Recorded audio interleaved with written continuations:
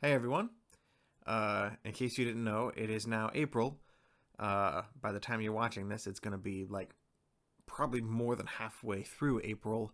Again, I am not able to get these videos out as quickly as I would like into the month, but that's just how it's going to go. So you're going to have to deal with it. This is my top 5 favorite comics from the month of March 2022. Just like last month, I have ended up with my top 5 favorites, but I also have 5 picks that did not quite make the top 5. If you want, you can consider these the number 6 through 10. If I had a top 10 favorite list, these are the ones that just did not make the number 5 mark. These are not in any order, they are just in whatever order they happen to be in this pile. So I'm going to start. I'm not going to really go into much detail on these books as a whole. I might give a little insight on as to why I picked them, though. First up on my honorable mentions is Hulk Grand Design #1. This book is a lot of fun. That's really all I need to say. It's a lot of fun. There's a lot of fist fights. There's a lot of smashing. There's a lot of bright colors in here. I did not expect to like this book as much as I did, but I really did. This is a lot of fun, and I'm excited to see the conclusion in issue #2. It's only a 2-issue series. Next book up here, my honorable mentions, is Carnage #1. I did not expect to like this comic as much as I do. The fact that this is an ongoing series is very exciting to me. I love the thought of being able to jump back into this book with issue 2 and see where it goes from here. It was a lot darker and more mature than I was expecting. Props to Ram V, the writer of that book, and I'm very much on board with the new Carnage series. Next up on my honorable mentions is Thor #23 from Donny Cates. I cannot remember why I picked this as an honorable mention, but apparently as I was reading my comics throughout the month, I wrote down that this one was good. There you go.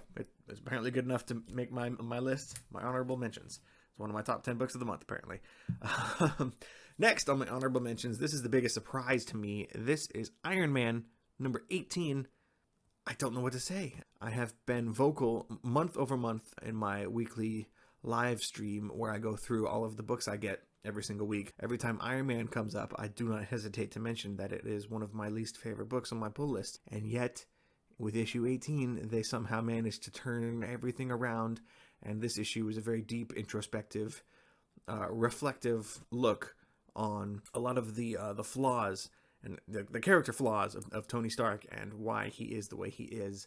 And there's just a lot of unexpected depth and sincerity to this issue that I was not expecting. So Iron Man 18 made my top 10 books of the month. I don't know what's going on, but here it is. This is my last honorable mention. And actually, it's weird that this book is the last one on this list because this is definitely number 6. I really struggled to pick my top 5 this month. And unfortunately, this issue just barely didn't make the cut. This is Silver Coin #10. Honestly, a big part of the reason I did not pick this for my top 5 was because this was already represented in a previous month. I love Silver Coin. I think it was in January. I think I picked this book in my top 5 comics list for issue #8. Silver Coin is just clearly one of my favorite books. It's made its way onto this list twice now in 3 months. So that's pretty good. That's a good track record.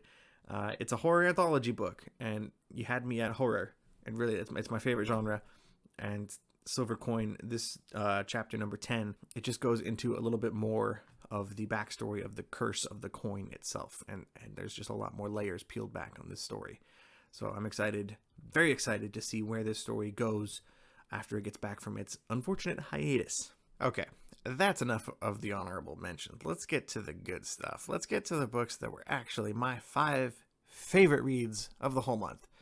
This first one here is a first timer. This has not been represented on any video I have done so far about my favorite books. This is Superman, Son of Kal-El, #9. This is part 2 of a 2-part crossover with part 1 happening in Nightwing. They're both written by Tom Taylor, and a big part of the reason this comic made my list is because this is basically a Nightwing issue. You have Tom Taylor and Bruno Redondo, the writer and artist of Nightwing, telling this Superman story. And I didn't really realize until reading this issue that the reason I personally rank Nightwing higher than Superman, even though I am more of a Superman fan than a Nightwing fan historically, is because of Bruno Redondo. The artwork that he does, the overall energy and vibe that he brings to the Nightwing ongoing series.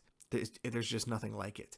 There's something in the combination between Tom Taylor, Bruno Redondo, and Dick Grayson himself, Nightwing himself, the character. They all three have this energy and this like carefree sort of passion that really comes across while you're reading an issue of Nightwing, and that feeling is brought over here into this Superman issue. Basically, what happens in this issue is you have a team up between Nightwing and Superman, where there is a evil corporation that has basically taken over people. They are, I guess, hypnotizing, for lack of a better word. There's a better word out there somewhere, but I'm going to say hypnotizing. They're hypnotizing various superpowered people into murdering superheroes, and they also have implanted bombs inside of these people's skulls, kind of like the Suicide Squad. So in case they get captured, as happens in this issue, Nightwing and Superman have a fight with these various mind-controlled people, and they manage to subdue one of them at the end of this fight.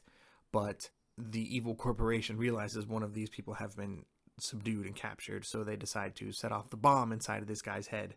And in his last moments, he has an eye-to-eye with Jonathan Kent, with Superman. They look into each other's faces, and this guy realizes he has been mind-controlled this whole time. He is confused as to where he is, and Superman has, with his X-ray vision, he is able to see that this guy has a bomb in his head, and he explodes right in front of Jonathan Kent. And the look in Jonathan's eyes as he realizes there is nothing he is able to do to stop this, to prevent this, that this guy is going to die right in front of him no matter what he does. It just really solidified for me why I love Superman, because any other invulnerable character, like a Wolverine, for example, would have absorbed the blast from this person exploding in front of them and been like, oh, cool, I'm okay. I'm invulnerable. I'm not hurt by this. Let's move on and solve this mystery. But Superman, especially Jonathan Kent, sees this guy explode right in front of him and is just devastated. He has never really encountered something like this before, and it's part of why I love Superman. The heart that Clark Kent has imbued in his son, the passion, the compassion, the fact that he cares about this random person who just blows himself up in front of him. It's subtle, it's small, but it's a very appropriate character beat that Tom Taylor has given here, and it makes this issue work. In any lesser writer's hands, this would have just been a suicide bomb kind of moment. It's just a guy who blows up in front of a superhero. Happens all the time, weirdly enough, in superhero comics, but in this issue, it really makes you realize what Jonathan is going through. So all that to say, this is a really good issue of a comic. There's a lot of good character stuff here between Nightwing and Superman, and honestly, there were moments here where I forgot this was a Superman comic, because it's the creative team, Bruno Redondo and Tom Taylor, the same people who make Nightwing. This really felt like a Nightwing comic, especially because he is featured so heavily throughout this. But yeah, Superman is really one of my favorite comics right now, by one of my favorite writers right now, Tom Taylor. And I think, especially if you are somebody who is not a self-proclaimed fan of Superman, I think you really need to give this series a try. Tom Taylor gets Superman, and I love this book. I'm so glad I was able to include it here on this list. I look forward to seeing it on this list in the future, because it really is one of my favorite comics, especially from DC. Okay, now we're on to number 4. I swear I'm not planning it this way, but this is the second time this series has hit number 4 on my top 5 comics of the month list. Last time was back in January. And weirdly enough, this book has 4 in the title. This is The Fourth Man, number 3 out of 4, from AWA. I will take the chance to say one more time that AWA, right down here, AWA is my favorite publisher. They do a lot of self-contained miniseries that feel very cinematic in nature. And this comic might just be the best example of how cinematic they are.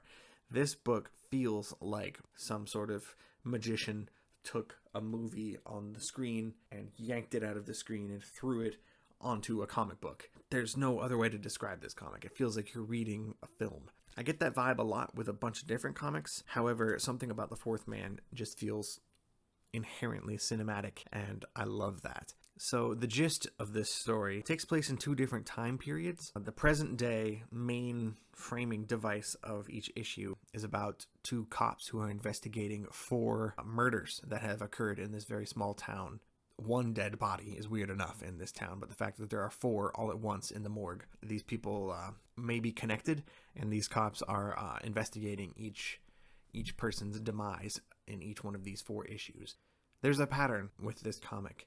The first page of each issue is a full shot of a dead body in the morgue, and the cops investigating that corpse. And throughout the issue, we go into a flashback and see how that person is tied up in this murder mystery plot that is being told throughout all 4 of these issues, and how they died, why they died. It's just really cool to see characters that you recognize from previous issues pop up later when you're watching a new victim live out his final days. This book is written by Jeff McComsey with art by Mike Deodato. I pointed out in the first issue of this 2 months ago in my January breakdown that Mike Deodato likes to cast real life actors as the characters in his books. And the dead body in question in this comic is very clearly Ethan Suplee, who I recognize mostly from I think My Name is Earl and a couple other things. He usually portrays like a big like I don't mean this as in an insulting way, but he usually plays big dumb teddy bear kind of roles, like lovable giants. And in this issue, he is an ex-convict with a lot of Aryan Brotherhood, like neo-Nazi ties, and he's a bad dude. I don't want to get too far into it, but this is a really cool comic with a lot of layers, and I love peeling back those layers and seeing these characters take on a different meaning when you see them pop up further on down the line. I can't explain it very well, but this will make an awesome trade when it's all said and done. It's only 4 issues, and you can read it probably in less than an hour when it's all collected in one book. I look forward to having this on my shelf very soon. Number 3, my top 5 books of March. This is a comic that I'm just going to be upfront. I'm going to tell you this comic has appeared on this list before. This was my number 1 comic from last month, number 3 this month, and it will show up again. I can practically guarantee it. This is my second favorite comic being published right now, written by my favorite writer, James Tynion IV. This is The Department of Truth, issue number 17. This particular issue is illustrated by Jorge Fornes, and it's really good. It's one of my favorite comics for a reason. It is the perfect mix of horror and politics and history and conspiracy theories. This issue in particular deals with the moon landing being faked, having Stanley Kubrick film a fake version of the moon landing. That is part of this issue, but the real reason for its existence, the real meat of this story, is it's all a flashback. This takes place in the late 60s, in the first few days of the Nixon administration. It's actually a meeting that the newly President Nixon has with the head of the Department of Truth at the time, back in the late 60s, was Frank Capra, the filmmaker. The American filmmaker who directed Mr. Smith Goes to Washington and It's a Wonderful Life, both starring Jimmy Stewart, both great films that you need to watch if you haven't seen already. But the bulk of this issue takes place in the Oval Office with Nixon, with the director of the Department of Truth, Frank Capra, and with his second in command, Lee Harvey Oswald, who is our viewpoint character in this issue. This is really, from his perspective, this is another piece of his origin story, and it's issues like this that make me think he might just be the main character of this book, as opposed to Cole Turner, the protagonist that we have during all of the present day issues. The story in here is basically Nixon getting briefed on the nature of the Department of Truth, the powerful effects of propaganda, and the propaganda war that is happening in the Cold War during the 60s between America and the Soviet Union. The necessity and the brilliant idea that Lee Harvey Oswald has of faking the moon landing once they realize that the Apollo 11 mission is not going to work. So they decided to just pretend that it worked and fake the moon landing with the help of Stanley Kubrick. There's just a lot going on here. It's a really cool book, and this issue in particular, I don't know how to say. It answers some questions, I guess, but they weren't really questions. It just provides more background info that helps fill out the world and the history of this fictitious government organization. It's a more interesting and unique way to handle the conspiracy theory of the moon landing being fake. This is a much more interesting way to handle that theory than just directly. I don't know. It's an indirect way to address that entire thing. I respect the roundabout way James Tynion was able to address that without making that the focal point of this book. The decision to make Nixon the villain of this issue was cool. I liked the political angle of this comic more so than the conspiracy theory angle. And again, it leaves the whole moon landing thing open for future issues to deal with it, maybe, if they want to. They don't have to. I think it was handled pretty well here. I don't know if I would like to see that happen in the future, but it wasn't the focus. The focus here was on President Nixon's first days in office, and I think this handled this whole plot as well as it could be, and I'm ready to get back to the main meat of the story in the present day of Department of Truth. And I want to see artist Martin Simmons finally get back to doing the interiors of this book, because him and James Tynion really makes magic together. And I know that this comic will make an appearance again in the future on one of these videos. So I apologize in advance. Okay, this is weird. This is the second AWA comic that is on this list. 2 out of 5 of my favorite comics of the month are from the publisher AWA. They're my favorite publisher for a reason. They put out really good comics. They speak to me. Personally, they are my favorites. I think they are really good. I think they are extremely underrated, and I think people are going to feel foolish when the rest of the world catches up to me and my correct opinions. Number 2 on my list this month is The Crimson Cage. This is issue number 4 of 5. This comic will be over next month. I'm very disappointed. I don't want this comic to end. I really like it. I actually just recently talked about this on Comic Tom 101. Him and I had a segment about Crimson Cage. It's just a really cool comic. It's written by John Lees with art by Alex Cormack. It should not work. This is a comic that mixes Shakespeare's Macbeth with the world of 1980s pro wrestling. It's as weird as it sounds. It shouldn't work, but it does. It works so good. It's such a weird mix of horror and wrestling action and tragedy. The tragedy being that you know the conclusion before you even really get started. We all read Macbeth in high school, and we know that it doesn't end well. It's a tragedy because it deals with one man's ambition and greed and the ways he's willing to sell his soul, the things he is willing to do to people around him. The decisions that our main character in this book makes. Chuck Frenzy is his name. He's a wrestler, and he has his eyes set on the championship belt. I don't know. I don't want to spoil too much. Again, like all AWA books, this will make a phenomenal trade when it is done. And it might even be done by the time I release this video, because I'm very bad at putting these these top 5 segments out in any reasonable time frame. April will be over halfway done by the time you see this video. So for all I know, the final issue of Crimson Cage might be out by the time you're reading this. Regardless, I think you owe it to yourself to try this comic if you are a fan of horror and dark storytelling, but also if you're a fan of wrestling. I think this book takes on a whole different level. I am not a wrestling person, and I almost skipped this book. I can't believe I almost skipped it, because I love this comic. I really don't like wrestling, and that's why I almost didn't grab the book, but I have firmly decided to just get every comic that AWA makes, because I appreciate their publishing, their company, their comics. I appreciate all of it that much that I'm willing to give them the benefit of the doubt, and they have steered me wrong, I think, twice. 2 times out of all 30 or so comics that they have made in their 2 years as a company. And that is a phenomenal average, if you ask me. Read this book. Read this book. Read The Fourth Man, like I mentioned a few entries ago on this list. Just give AWA a try. Reach out to me on Instagram if you want a little bit more of a recommendation. I also did a video with my buddy Greg, Bearded Comic Bro, where we ranked our top 10 AWA comics. It's a really cool company, and they need to be more recognized for the great work that they have done. I think a lot more people in general need to give independent comics a try, to put superheroes aside. Superhero comics are fun, but I think the real excellence in this entire medium is being done beyond the very limited scope of superhero action fighting stories. Those are fine, but that would be like only watching superhero movies and ignoring the entire rest of the potential cinematic possibility. You know what I'm trying to say. It's a very, very limited scope.